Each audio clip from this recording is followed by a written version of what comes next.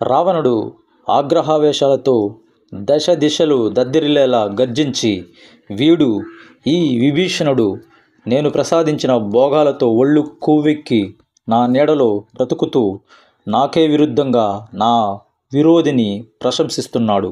వీడా నా సోదరుడు? చిచి, భ్రాతృద్రోహి, వంశద్రోహి, కులద్రోహి, శత్రువుని పదే పదే ప్రశంసిస్తూ కించబర్చిన నీవా నాకు సోదరుడివి? రాక్షస వంశంలో చెడబుట్టావు నువ్వు. అయినా తోడబుట్టినవాడవని కనికరించి ప్రాణాలతో వదిలిపెడుతున్నా. పో, తక్షణం లంకారాజ్యాన్ని విడిచిపెట్టి నీ దిక్కున్న చోటికి పో అని ఆదేశించాడు ఆగ్రహంతో. సరే అన్నా, నేడు నాకు, రేపు నీకు ఆ రాఘవుడే దిక్కు. ఈ సత్యం మరవకు అని చెప్పి విభీషణుడు తక్షణం లంకని వదిలి సముద్రాన్ని దాటి రామలక్ష్మణ సముఖంలో నిలిచి చేతులు జోడించి, నేను రావణాసురుడు తమ్ముణ్ణి, నా పేరు విభీషణుడు. సీతాదేవిని రామునికి అప్పగించమని నేను పరిపరి విధాలా చెప్పాను. రావణుడు నా మాటలు పెడచవిన పెట్టి నన్ను లంక నుంచి బహిష్కరించాడు. శ్రీరామ, నిన్ను శరణు వేడుతున్నాను. అభయమిచ్చినా అనాదరించిన నీవే నాకు దిక్కు అని విన్నవించాడు. విభీషణుడు అభ్యర్థన విన్న రాముడు సుగ్రీవాదుల అభిప్రాయాన్ని కోరాడు. ఏ ఒక్కరూ విభీషణుని పట్ల సుముఖత కనబరచలేదు.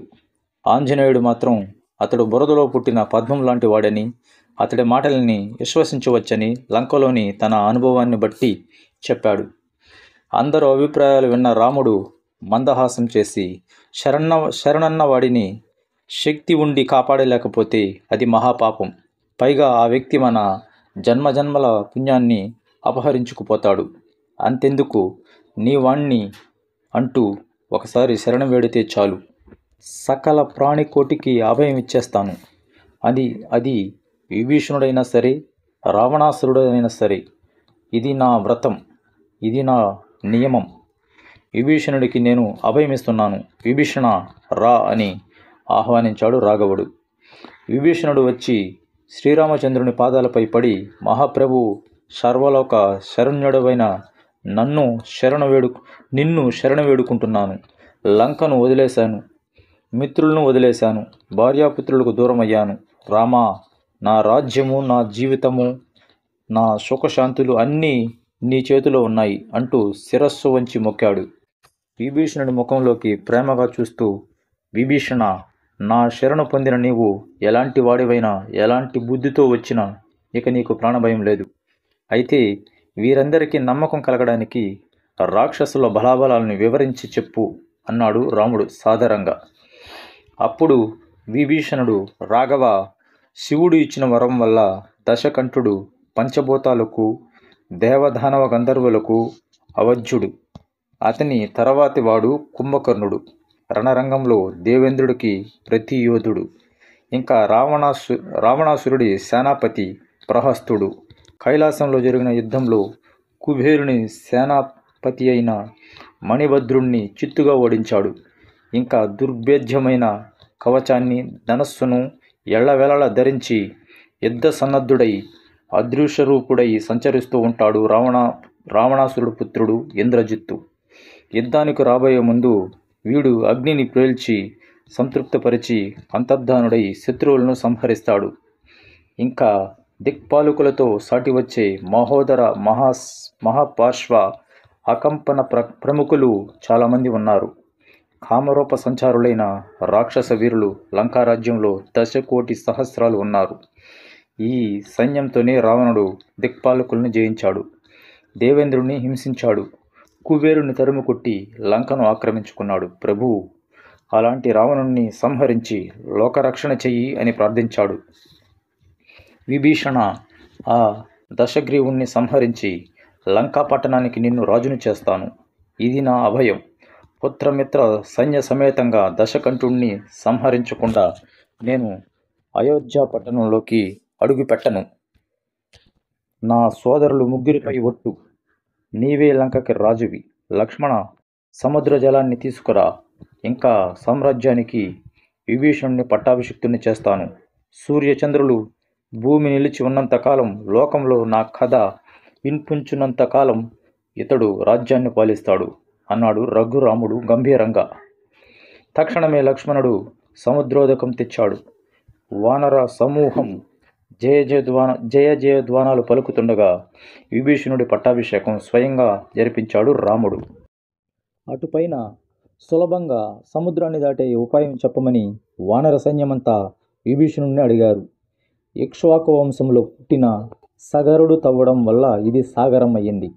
కాబట్టి శ్రీరామచంద్రుడు సముద్రుణ్ణి అభ్యర్థించాలన్నాడు విభీషణుడు. రాముడు సముద్ర తీరంలో దర్భాసనం మీద ధ్యాననిష్టతో కూర్చున్నాడు. ఇలా మూడు రోజులు గడిచిపోయాయి. రాముడు శాస్త్రోక్తంగా భక్తితో పూజించినప్పటికీ సాగరుడు దర్శనం ఇవ్వలేదు. శ్రీరామునికి పట్టరాని కోపం వచ్చి, లక్ష్మణ, సముద్రుడి గర్వం చూశావా? ఓర్పుతో ఇన్ని రోజులు ప్రార్థిస్తే నన్ను అసమర్థుడు అనుకుంటున్నాడు ఈ సముద్రుడు. నా ధనుర్బాణాలు తీసుకురా, ఈ సాగరుడికి నా బలదర్పాలు చూపిస్తా అంటూ ఆగ్రహంతో బ్రహ్మాస్త్రాన్ని సంధించేసరికి ప్రపంచమంతా కంపించిపోయింది. ఒకసారిగా చీకట్లు కమ్ముకున్నాయి. అప్పుడు సాగరం మధ్య నుంచి సముద్రుడు ప్రత్యక్షమయ్యాడు. శ్రీరామునికి సవినయంగా నమస్కరిస్తూ, రామ, జగన్నాథ, త్రిలోకరక్షక, రక్షించు రక్షించు అని వినయంగా ప్రార్థించి, రఘురామ, పంచభూతాలు తమ స్వభావాలను విడిచిపెట్టడానికి వీలు లేదు. నేను సముద్రుడను, అగాధమైన వాడను, దాటశక్యం కాని వాడని. ఇది నా స్వభావం. అయినా నీవు నీ సైన్యము దాటి వెళ్ళడానికి వీలుగా మీకు సహకరిస్తాను అని చెప్పాడు. రాముడు అంగీకరించి, నేను సంధించిన బ్రహ్మాస్త్రాన్ని ఎవరి మీదకు వదలమంటావో చెప్పు అని అడిగాడు. నాకు ఉత్తర తీరంలో ద్రుమకుల్య అనే స్థలంలో దస్యులు నీరు త్రాగేస్తున్నారు. వాళ్ళ వల్ల నాకు పీడగా ఉంది. నీ బ్రహ్మాస్త్రాన్ని వాళ్ళ మీదకు వదిలి పుణ్యం కట్టుకొని సముద్రుడు ప్రార్థించాడు. రాముడు అలాగే బాణం వదిలాడు. అంతటా సముద్రుడు సంతోషంతో, రామ, వానర సైన్యంలో నలుడు ఉన్నాడు. అతడు విశ్వకర్మ కొడుకు. తండ్రి వల్ల వరాలు పొందిన అతడు సేతువును నిర్మిస్తే దాన్ని నేను భరిస్తాను అని చెప్పి సముద్రుడు అంతర్ధానమయ్యాడు. అది విని నలుడు ముందుకు వచ్చి, రామ, నువ్వు అనుజ్ఞ ఇస్తే నా తండ్రి ఆశీర్వచన బలంతో నేను సేతువు నిర్మిస్తానని చెప్పాడు. రాముడు సంతోషంగా అనుజ్ఞ ఇచ్చాడు. సేతు నిర్మాణం ప్రారంభమైంది. వానర సైన్యం చుట్టుపక్కల పర్వతాలను, వాటి మీద ఉన్న చెట్లను పెళ్లగించుకుని వచ్చి సముద్రంలో వేస్తుంటే నలుడు సేతువు నిర్మించాడు. స్వల్పకాలంలో శతయోజన విస్తీర్ణమైన సేతువు సముద్రం మధ్యలో తయారైంది. నలుణ్ణి అందరూ ప్రశంసించారు.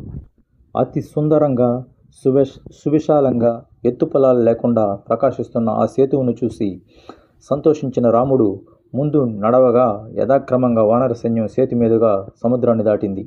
వానర మహాసైన్యం సముద్ర దక్షిణ తీరం నుంచి లంకాభిముఖంగా కదలసాగింది.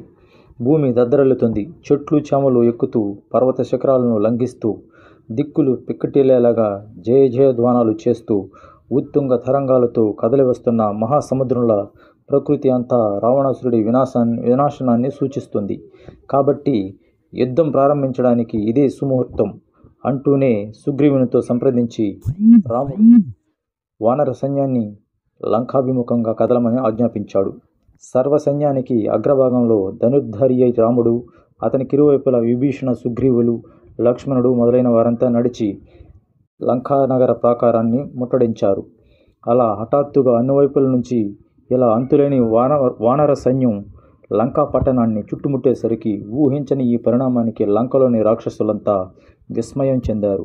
ఇక రాముడు సుగ్రీవాదులతో సుదీర్ఘంగా చర్చించి ఆఖరి ప్రయత్నంగా అంగదుడిని రావణుని వద్దకు రాయబారం పంపించాడు.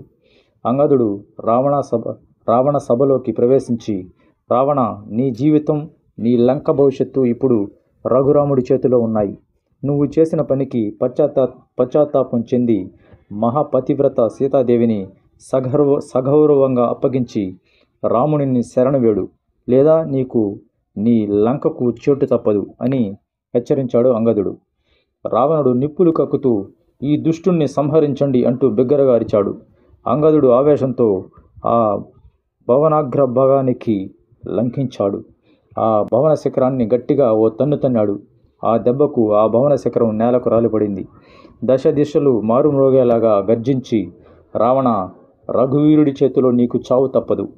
నీ భవన శిఖరం నా కాలితాపుకే నేలకూలినట్లే రఘురాముని బాణాగ్నికి నువ్వు నేలకూలిపోతావు. ఇది తథ్యం అని హెచ్చరించి ఒక్క ఎగురుతో ఆకాశానికి చేరి వాయువేగంతో రాముని సన్నిధికి వెళ్ళిపోయాడు అంగదుడు.